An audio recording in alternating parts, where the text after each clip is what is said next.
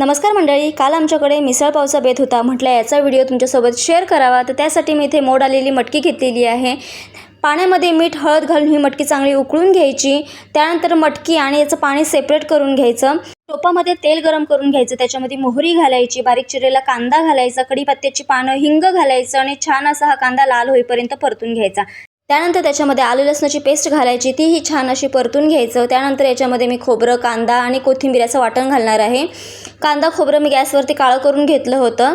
व्यवस्थित सगळं मिक्स करून घ्यायचं. त्यानंतर त्याच्यामध्ये 2 मोठे चमचे मिसळ मसाला घालायचा. घरगुती जे मसाले असतात म्हणजेच धणा पावडर, लाल मिरची पावडर, हळद, ते सगळं घालून घ्यायचं आणि छान तेल सुटेपर्यंत परतून घ्यायचं. त्यानंतर याच्यामध्ये जे आपण मटकीचं पाणी काढलं होतं ते घालायचं. थोडं अजून पाणी गरम करून ॲड करायचं. उकडलेली मटकी घालायची, चवीनुसार मीठ घालून छान अशी उकळी काढून घ्यायची आणि झणझणीत अशी मिसळ आपली तयार आहे. तर तुम्हीसुद्धा नक्की ट्राय करून बघा आणि व्हिडिओ आवडल्यास लाईक, शेअर, सबस्क्राईब. थँक्यू.